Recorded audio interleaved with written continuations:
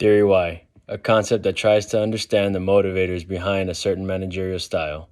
What workers take pride and satisfaction in their work regardless of the circumstances.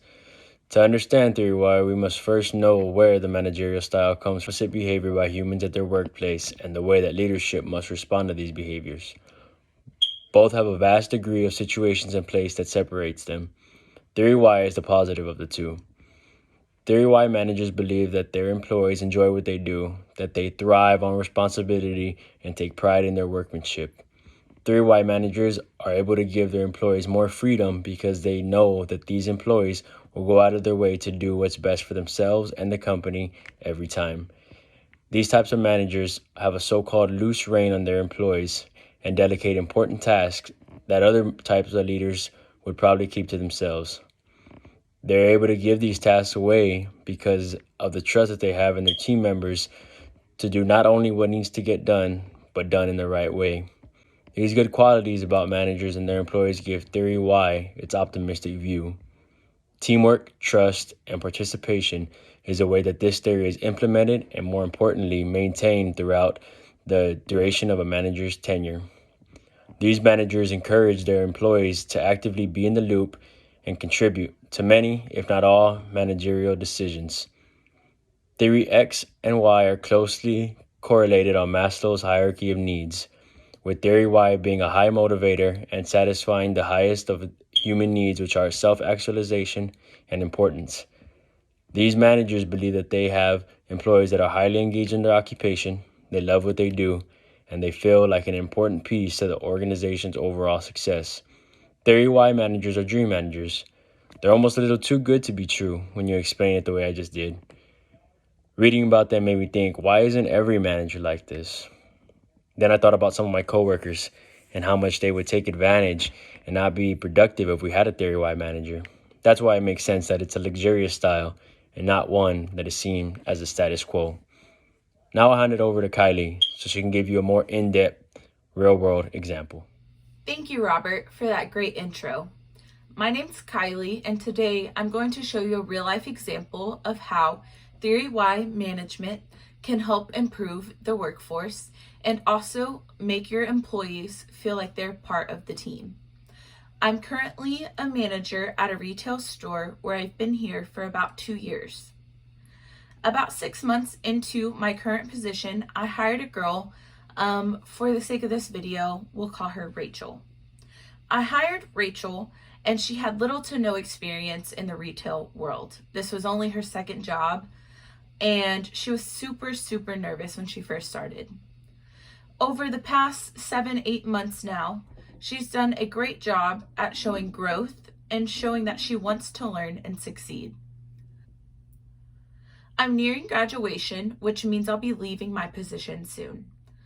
Knowing this, I've been observing my associates to figure out who would be the best fit for my spot.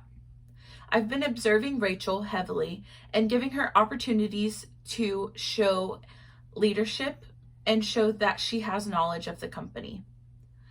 Recently, we had a project where we had to turn the whole store around, and I gave her about 5 associates to be in charge of to see how she would do. She did amazing and showed that she really wanted to learn how to do it. As she was going along, she came to me asking me questions if what she did was the best way to do it and the most efficient way to do it. I gave her a few pointers and she did amazing. It really shows that if you give your employees the opportunity to strive to be better and to be a leader, they will. You just have to give them the right tools. Today I'm going to introduce to you some common mistakes that can be found on Theory Y. So Theory Y views that work is natural, created, and self-motivated.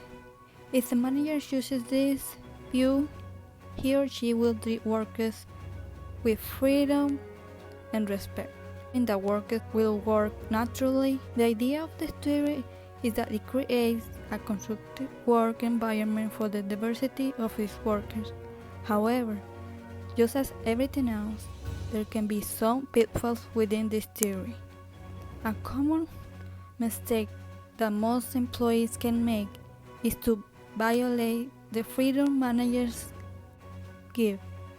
Say I work in a wedding company where employees are self-motivated to plan on events and make sure everything is on time. For a reason, one day I decide to be on my phone all day while ignoring my team members and not answering my phone call.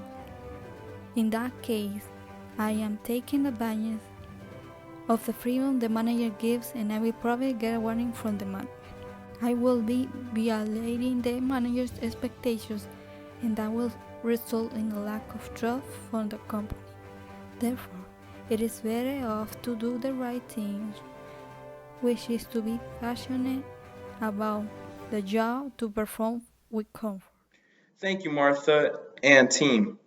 Now that you have learned about the theory Y managerial style approach, you may notice that there are different approaches and managerial styles, such as the theory X approach.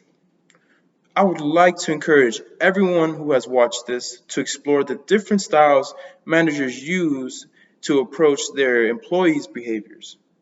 A great way to learn about this concept is by further exploring the pros and cons of each approach, and then practicing the approach you see fit for your organization.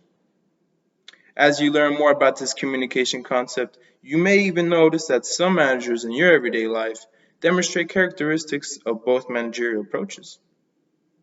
Lastly, one important thing to remember is that in order for you to grow as a communicator in your community, you must always continue to learn, practice, and then relearn again.